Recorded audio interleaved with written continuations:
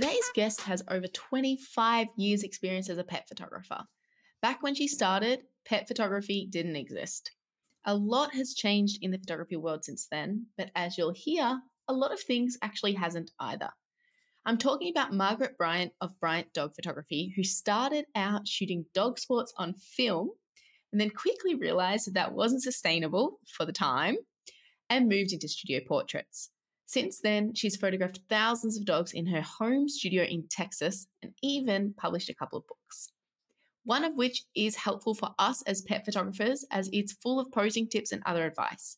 It's called Dog Photography: How to Capture the Love, Fun, and Whimsy of Man's Best Friend.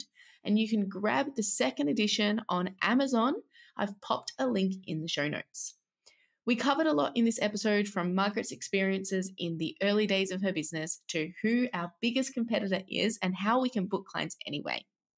And if you've been thinking about offering puppy packages, definitely tune into the second half of this episode to hear exactly what it is that Margaret is offering to make those profitable.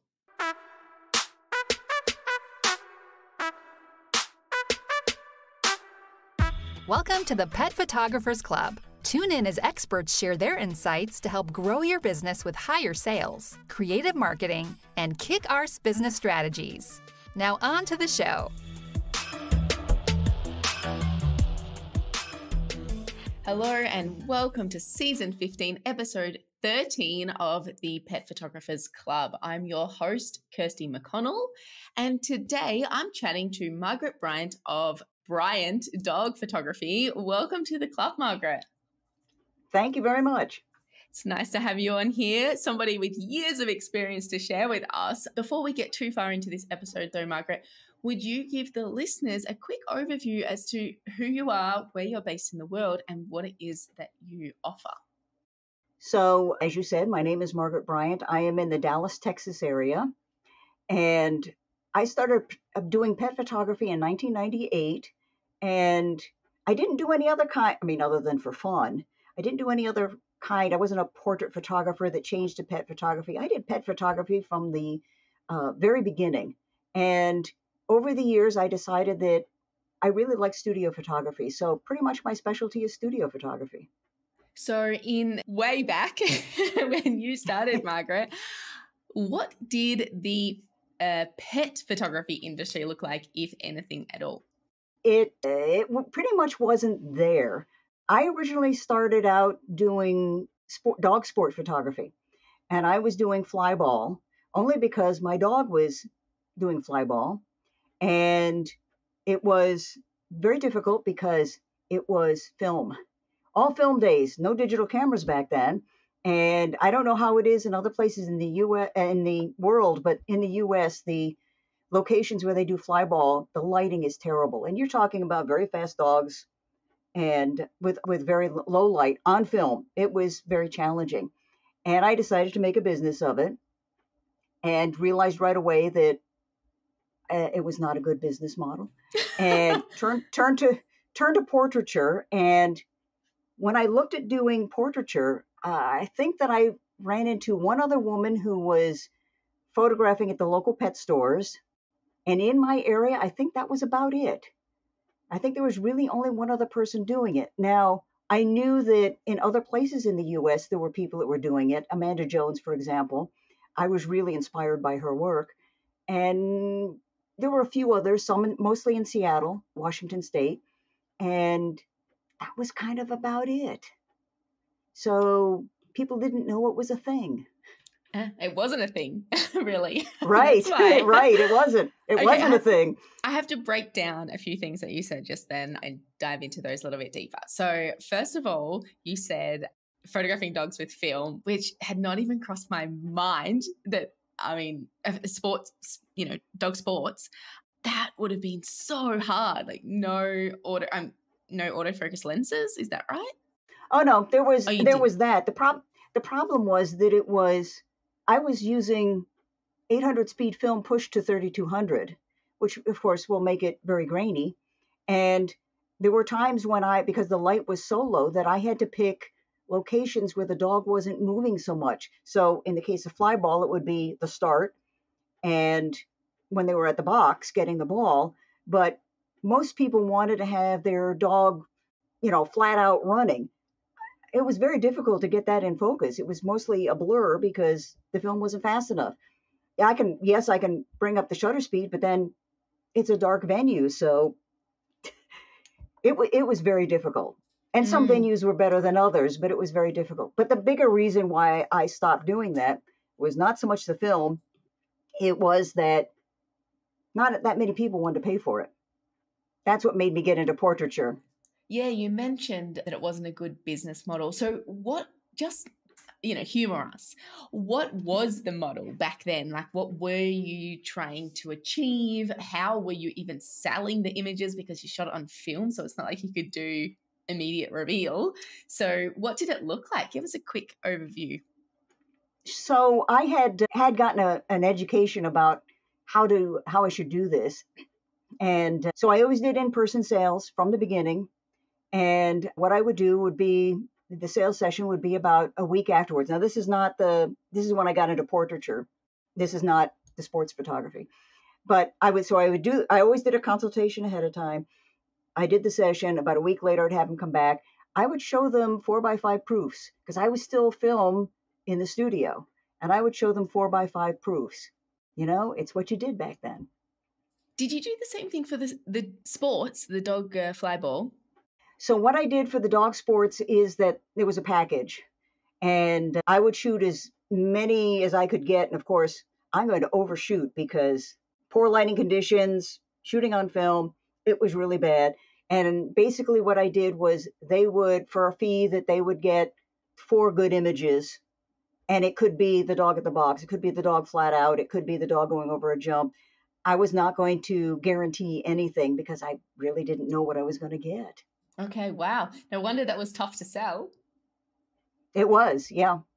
I did it for 2 years, but I would have people that would be very happy with what they got, but, it's very different than doing things digital and being able to see it right away and, placing your order right away. It was a very different time. Yeah, definitely. I do want to ask you more about then the business model for the studio then versus now, but I just have a couple last questions about the dog sports because I think it's fascinating to consider, what that looked like back then. So, okay, we get the idea. It was hard to shoot in the first place, hard to sell because, you couldn't guarantee anything, and nobody actually knew that it was an option really. I mean, you had to really market the concept, not just the product, right? So I'm interested to know if you were to start today with with digital available, do you think that you would be able to make it work, continuing doing the dog sports? Most definitely, because I know several people that are very successful at doing dog sports because of the fact that digital cameras have so many more capabilities that film cameras didn't have at the time. And low light, that's not that big of a problem. And so, yes, you definitely could make a career out of that. Now, could you make it just on one sport? No, you'd probably have to do a whole bunch of them. And then that's a whole different business model to get into doing dog sports too. No, I was just interested if, the real reason that you didn't continue with it back then was really the limitations of the gear and the process in relationship to the gear because, you couldn't just show them the images instantly, or if it was something different. But given that you said you could do it today with the current gear, then we know the answer. So that's interesting. All right. So from there, you patched that in after a couple of years. You realized that wasn't viable and you've opened a studio, or did you start, a studio in your, spare room or your garage or something? What did it look like back then? So Professional Photographers of America at that time used to do a survey of photographers who had a retail location and some who worked out of their home. And people who worked out of their home made more money because they weren't paying for the overhead of having a studio outside. And as much as I think pretty much every photographer would like to have a retail location, it made more sense to do it at home, and I still do it at home. Only now I have a whole separate, another long story about how my house is set up. Yeah. And so it's really ideal for that kind of thing. And you take more money home. So I started out now in the beginning, I would clean out my living room, remove all of the furniture so that I could do the photo shoot. And after a while, I got tired of that. And so I ended up buying a new house where I have a room that's permanently set up for that. Okay. But you're absolutely right. I mean, even back then and still today, I think if they do the same survey, I think they would see the same results, that lower overheads, more profit, makes total sense. Most of us just want a studio for a bit of ego factor, I think. Let's be honest. Nothing wrong with that. Indeed. Nothing wrong Nothing with that wrong at all. with that. But not great for the bottom line. All right. So that makes sense that's why you chose to open your studio at home, and you've stuck with that. It's worked fine, even if it's, grown with you. That makes sense as well. What has changed in terms of, let's just stick with processes for now. From back then, when you first started, you were shooting on film and you had your clients, you shot them in studio, we're talking about now. You had your clients come back, I think you said a week later, was it, to look at the printed proofs. What's changed between that process that you did 20 odd years ago and today when you shoot clients still in studio, but what happens from there on after? That part in some respects has not changed. I still have them come back about a week later, mainly because I want to cull what I got from the session. And because you show too many images and, people can't make a decision. And so the major difference that has taken place is I now project. And I've done that for a number of years. And when they see them big, they start buying it bigger. And so that's the main reason for doing that, was showing it big. But I presume that you're shooting all on digital now, right? Oh yes. So the reason for the week coming back in about a week is mainly for me, because I want a chance to be able to, like I said, cull the images. I might have 100 images, 60 images, and I'm only going to show them 20 or 30, if that. It depends upon if we've already decided what we're going to do. If we're talking about just for the wall or an album, obviously I'm going to show them more for an album. But I want to project everything so that we can sit down and talk about it and they can feel the images. So, Margaret, on that note, what is it that most of your clients are purchasing from you? Is it wall art that you just mentioned, big wall art, or is it albums? Is it a combination? What is your typical client purchasing these days? Mostly wall art. I lately have been doing Puppy's first year album, that I will actually photograph the puppy throughout their first year and do an album for that. So that's been something I've been doing a lot of recently. But yeah, mostly wall art. Okay, I'm really excited to ask you about the puppy first year. I know the listener will be like, come on, Kirsty, ask about the puppy first year.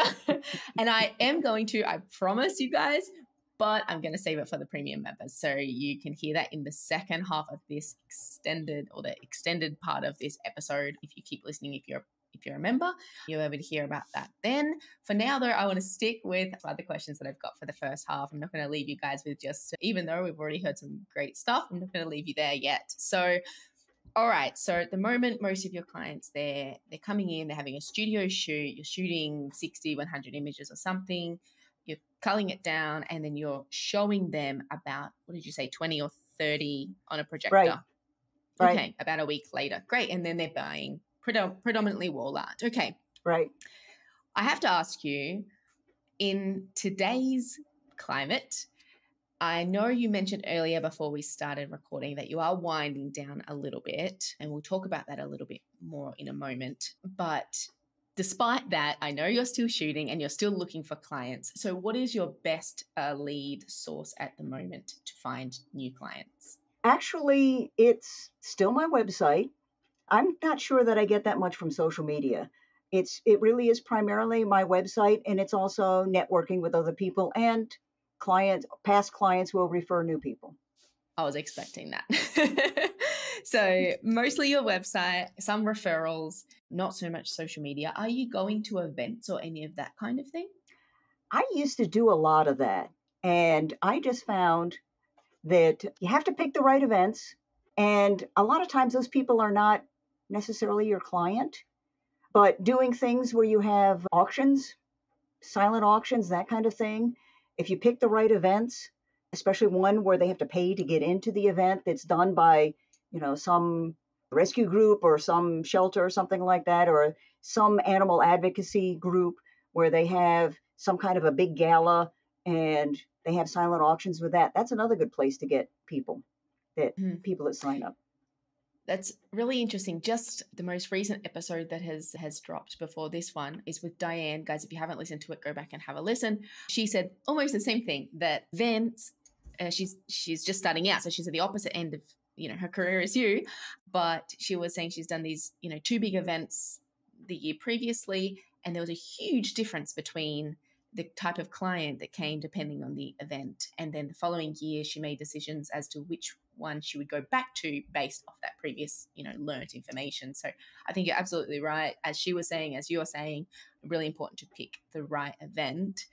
I do want to wrap up part 1 in just a moment. But before we do that, I want to ask you about the changes that you've seen in business over this time. I know a lot of people, and we're talking about this before we hit record as well, but a lot of people are finding it tough at the moment in different parts of the world. I know, some people in the UK are saying that, in Australia, definitely New Zealand and the US as well, that the economy is suffering and that they're seeing an impact from that.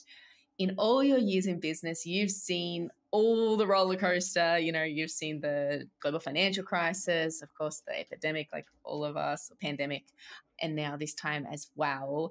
What kind of words of wisdom have you got for people that are feeling a little bit overwhelmed at the moment, that are starting to worry that really is having an impact on their business? What do you say to that?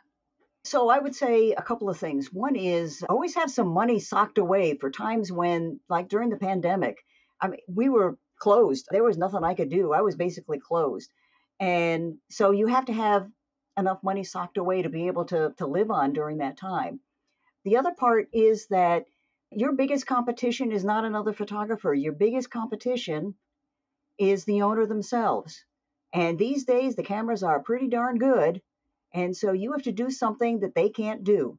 And part of that is going to be the experience that you provide for them. So being knowledgeable about the animals, how you handle the animals, having a style that you have, and making the experience something that they're going to talk about and they're going to be really happy that they did. The images, of course, are going to be beautiful. It's the experience that's going to make the difference. Mm-hmm. That really sets you apart and gets people talking about you. Mm-hmm. That makes total sense. All right, Margaret, I have so much more to ask you, but I really am going to wrap up part 1 now. Before we do that, though, I would love for you to let the listener know where the best place is to find out more about how you can help them, because I know you can, and also where they can see your work as well.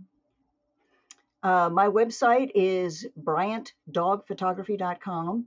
My Instagram is Margaret Bryant Dog Photography. I also teach at various different places, and I don't have any gigs lined up right now. So you can always drop me a line from my email address. It's on my website.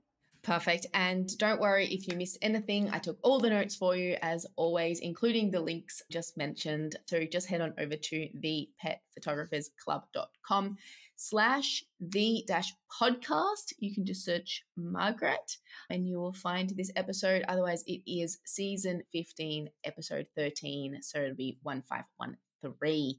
That's it for part 1 of this episode. If you are a member of the club, you can continue listening to part 2 in the member zone or via your private RSS feed in your favorite podcast player. Don't forget, if you're not a member yet, you can join today. It's just $10 a month. Club membership includes loads of perks and bonus content like the end of this episode. So just head on over to thepetphotographersclub.com/join to find out more.